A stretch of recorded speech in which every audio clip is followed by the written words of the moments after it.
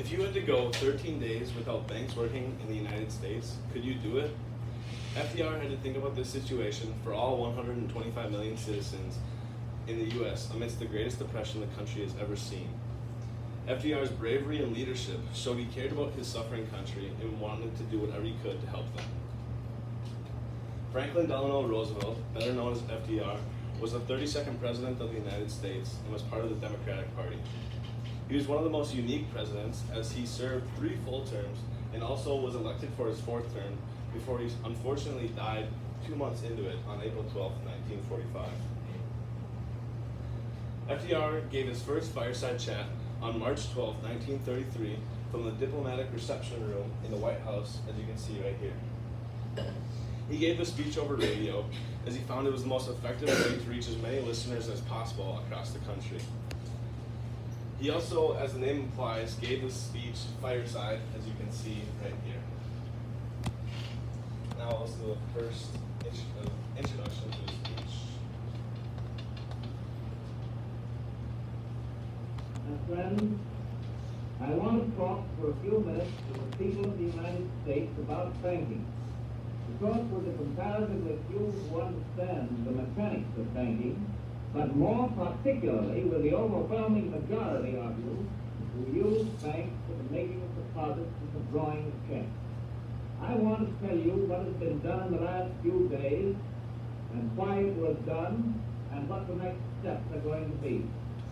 I recognize that the many proclamations from state capitals and from Washington, the legislation, the treasury regulations and so forth, couched for the most part in banking and legal terms, ought to be explained for the benefit of the average citizen.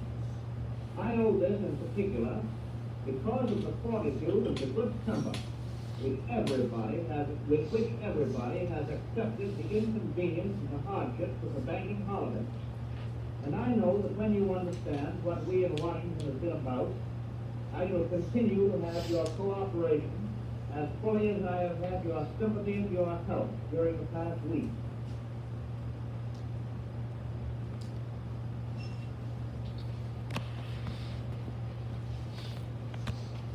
So when this speech was given, the country was deep into the Great Depression.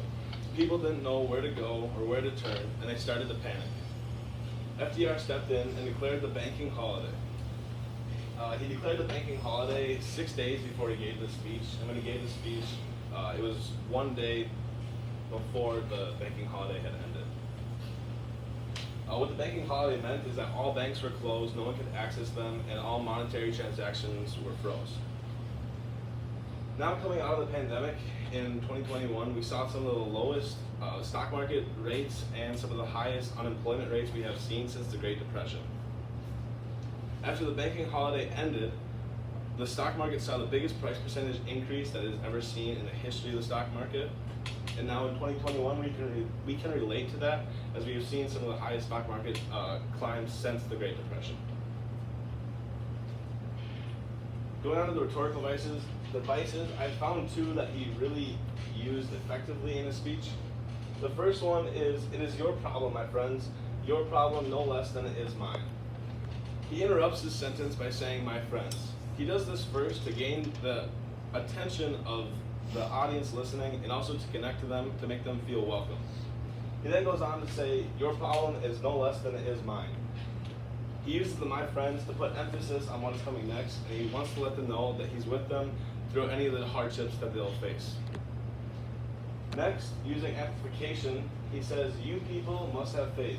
You must not be stampeded by rumors or guesses." He could have left it at just saying, "You must have faith," but he goes on to explain why they must have faith. He does this to assure that they have confidence and trust in his plan to lead them out of the Great Depression. With Ethos, Pathos, and Logos, starting with Ethos, he says, "I know that many people are worrying about state banks that are not members of the Federal Reserve System. There is no occasion for that worry. As we all know, that FDR was the president at the time, and as the president is leader of the country, he knows just about all the plans that are going to happen for the country, and so he's a credible source for the listeners to have trust in what he's saying." With Logos, he mentions in the speech, "The answer is simple, and I know you'll understand it. Your government does not intend that the history of the past few years shall be repeated. This is obviously a very logical statement, as no one wants to repeat their mistakes they have made in the past. They don't want to dwell on what they've done, and they want to move forward and make progress. Finally, with Pathos, he says, "My friends," in the beginning of the speech and also at the end. He does this to make a personal connection with the listeners and make sure that they're welcome, and he lets them know that he's no more than they are, and he wants to see him as a friend in an average Joe or an average citizen, to let them know that they can feel comfortable and have trust in his plan. Why it has endured. Today, we face many different challenges and tragedies. We obviously know we just came out of this pandemic and we're still trying to get out of it. Other instances would be the 2008 recession with the home crisis. Other examples would be different wars or 9/11.